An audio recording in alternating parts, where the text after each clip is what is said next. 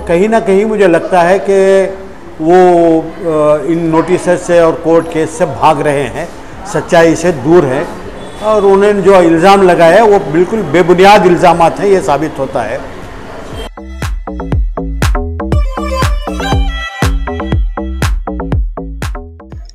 अब्दुल रज़ाक के खिलाफ कानूनी कार्रवाई, लीगल एक्शन जारी है, लेकिन अब्दुल रज़ाक कानूनी कार्रवाई से दूर भाग रहे हैं।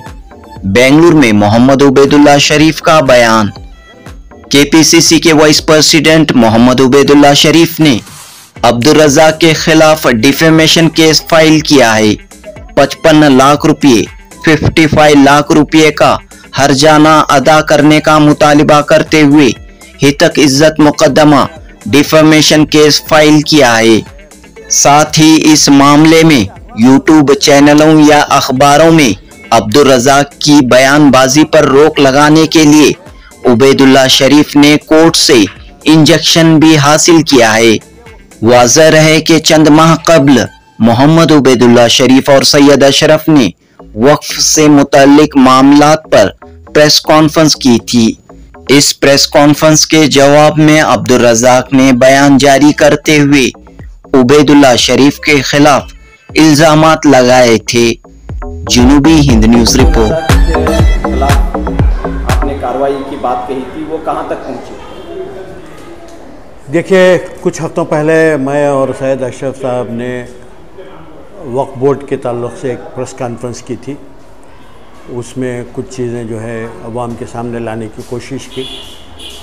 उस प्रेस कॉन्फ्रेंस के बाद कुछ शरीफजादों ने हमारे ख़िलाफ़ कई बातें की, जिसमें जो है अब्दुल रज़ाक भी थे।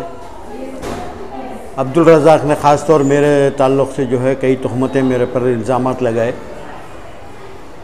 और मुझे धमकाया भी था, और कुछ लोगों ने जो है गंदी गंदी बातें कही और डराने धमकाने की कोशिश भी की थी मुझे और सैयद अशरफ साहब को।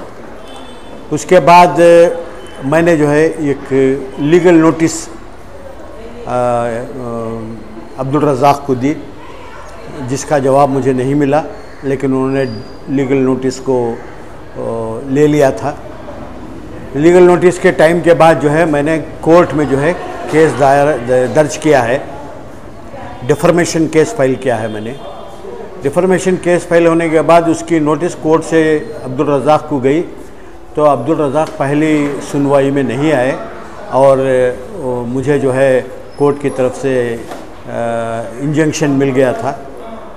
दूसरी बार जब डेट दी गई थी तब भी जो है अब्दुल रज़ाक नहीं आए। उनको जो नोटिस कोर्ट से गई थी उस पर जो है ये लिख के आ गया कि such person is not available. तो फिर जो है वो इंजंक्शन जो है 17 सितंबर तक एक्सटेंड कर दिया गया है। ये अब्दुल रज़ाक को एक मौका है कि जो भी इल्ज़ामात मेरे ख़िलाफ़ लगाए वो आके कोर्ट में साबित करें, वरना जो है उनको माफ़ी मांगनी चाहिए और मैंने जो डैमेजेस क्लेम किया है वो डैमेजेस को उनको देना पड़ेगा। देखते हैं वो अगली तारीख को आते हैं या नहीं आते हैं। बरक से हमारे सैयद अशरफ साहब जो है वो संजय नगर पुलिस स्टेशन में भी उन्होंने एक कंप्लेंट, क्रिमिनल कंप्लेंट लॉन्च किया है। उस कंप्लेंट में भी कई लोगों को नोटिस गई, कई लोग आके अपने बयानात दिए हैं और अब्दुल रज़ाक भी एक मरतबा आए थे, बाद में जो है वो शायद नहीं आए हैं। वो कार्रवाई भी अपनी जगह हो रही है। फिर अशरफ साहब जो है दिल्ली से जो है एक लीगल नोटिस उन्होंने इशू की अब्दुल रज़ाक के ख़िलाफ़। अब्दुल रज़ाक उसे भी नहीं लिए हैं।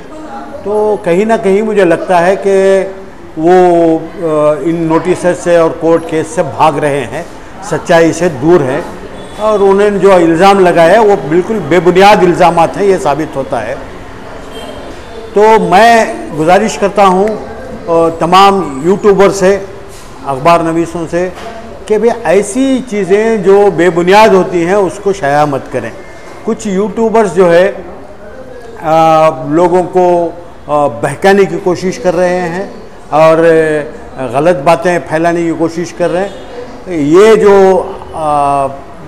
इंजंक्शन है वो उनके ख़िलाफ़ भी है। इंजंक्शन ये है कि अब्दुल रज़ाक मेरे ख़िलाफ़ जो है कोई भी गलत बयानबाजी नहीं करे और कोई स्टेटमेंट नहीं दे। तो अगर कोई उनका स्टेटमेंट शाया करता है या तो वो भी जो है कंटेम्प्ट ऑफ कोर्ट में आ जाएगा।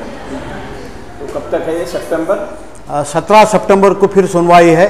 तो 17 सितंबर इंजेक्शन है जी बिल्कुल। हाँ। तो वो जब वो ऐसे ही बढ़ता जाएगा इंजेक्शन। इंफॉर्मेशन के लिए आपने कितना क्लेम किया है डैमेजेस? देखिए डैमेजेस जो है वो काफ़ी बड़ी रकम है। ये वो हमने कोर्ट पे छोड़ा है। कोर्ट जो है 50 लाख भी कर सकती है, 1 करोड़ भी कर सकती है। तो आपने कितना क्लेम किया है? मैं जो है 50 लाख और 5 लाख जो है ये कानूनी कार्रवाई के लिए डैमेजेस क्लेम। 55 लाख रुपए ने जी जी जी हर्जाना मांगा है जी। तो ये जो कार्रवाई है यानी कि आपके भी खिलाफ उन्होंने कहा था कि वो कानूनी कार्रवाई करेंगे। वो तो वेलकम है, वो कानूनी कार्रवाई खुद भी करें। अगर उनके पास मेरे खिलाफ कोई सबूत है तो वो कोर्ट में ला के डालें, तो यही कोर्ट सज़ा सुनाएगी मुझे। अगर उनके पास कोई सबूत नहीं है तो जो है वो पकड़ में आएंगे, वो कसूरवार होंगे। तो ये मामला जो है अब अदालत तक पहुंच चुका है? बिल्कुल अदालत तक पहुंच चुका है। वो नोटिस क्यों नहीं ले रहे हैं? नोटिस लेने से क्यों भाग रहे हैं? तो उनको आना चाहिए, उनको मौका दिया गया है कोर्ट में आके मेरे खिलाफ जो भी सबूत है उनके पास वो दें। अगर उनके पास कोई सबूत नहीं है, ऐसे ही उन्होंने किसी के बहकावे में आके कहा है, तो पब्लिकली जो है उनको माफ़ी मांगना चाहिए और ये कहना चाहिए कि जो भी मैंने इल्ज़ामात लगाए थे वो बेबुनियाद हैं। तो यानी कि या तो कानूनी कार्रवाई का सामना करें या फिर माफ़ी मांगे, ये आप कह रहे हैं? बिल्कुल हाँ बिल्कुल सही है। हाँ। तो अभी अवाम से क्या कहना चाह रहे हैं, क्योंकि लोगों ने दोनों तरफ की बातें सुनी, आपकी भी बातें सुनी, उनकी भी बातें सुनी? नहीं, उनकी जब बातें सुनी, मैंने उनके खिलाफ कोई इल्ज़ाम नहीं लगाया था। हम लोग जो है वक्फ बोर्ड के ताल्लुक से बोल रहे थे। इससे वक्फ बोर्ड या जो इशू हम ले रहे थे उससे जो है रज़ाक का कुछ लेना देना नहीं था। महज किसी मिनिस्टर के ताल्लुक से हमने कहा, उन्होंने पुलिस स्टेशन में बयान दिया है कि हमारे मिनिस्टर के खिलाफ उन्होंने बोला। मैं तो कभी मिनिस्टर के खिलाफ नहीं बोला।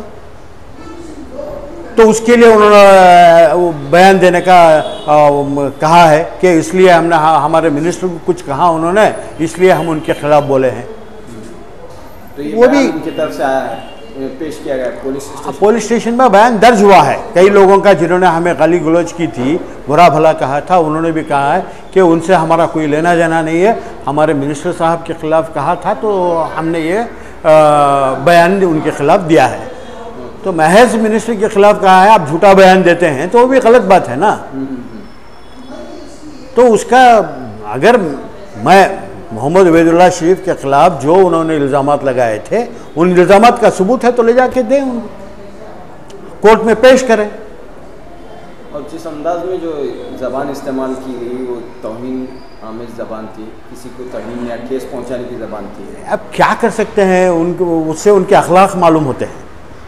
जो ज़बान उन्होंने इस्तेमाल की है, रज़ाक हो या दूसरा कोई वो ज़िया है, कुछ और भी लोग हैं, उससे उनके अखलाक मालूम होते हैं, उनका मेयर मालूम होता है।